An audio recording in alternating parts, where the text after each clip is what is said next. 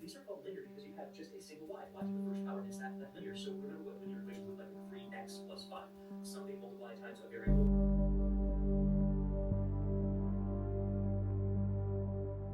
So what of this? It's supposed to be the result of some sort of logical of implicit differentiation. There's a missing piece. The missing piece is that you find the missing piece. Furthermore, this thing right here, this p, we're going to find this rho of x, and we're going to multiply it. Here's what the rho of x has to do.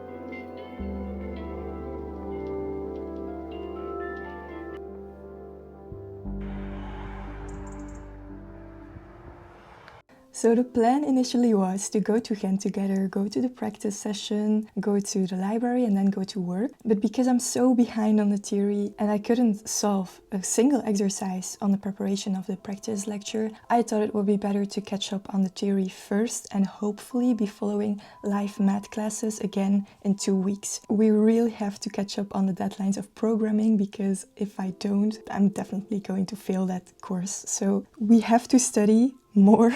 That's what we're doing today, working all day, trying to catch up, go to work. Also, I promised you that I would share some of the research that I was reading for a project that I'm doing on menstrual cycle and its effects on like training and stuff. And I found something very interesting, which was a study about the differences between sedentary people and active people who are in a certain period of their cycle. It was a very small sample size, 20 subjects who were sedentary, 20 who were active. They had to perform a cognitively demanding task, and then afterwards their heart rate variability and stuff was measured, and also their mood, so how they recovered between certain periods. What they found was that there was a correlation between being active and a faster heart rate recovery, but what they didn't find is that being active has a better influence on your mood. On the contrary, people who were more active showed more mood swings between sessions and less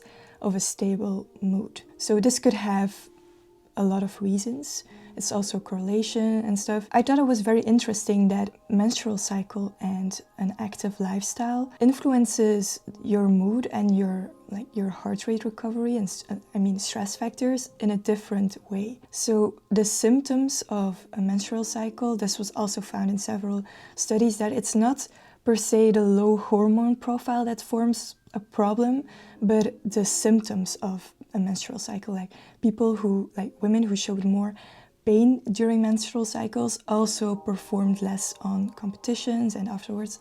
So, and this wasn't linked with the hormone levels per se. So it's also the perceived pain and stuff that has an influence on your training. I don't know a lot about the subject right now, so I don't want to share too much of the knowledge that I gained, but I will go more in depth, and then I will share everything that I find interesting with you, so you could maybe alter your training or learn something from it. My own study, I don't have to perform this year, but next year. I think it would be interesting to study a design that looks at the differences between cognitively demanding tasks between women in different stages of their cycle, but also how an intervention would work on the performance. But I definitely will share more about it when I know more. But let's keep the goal in mind and study some more, because we will be back in school in 2 weeks and be able to follow along with the rest. So yeah, let's go.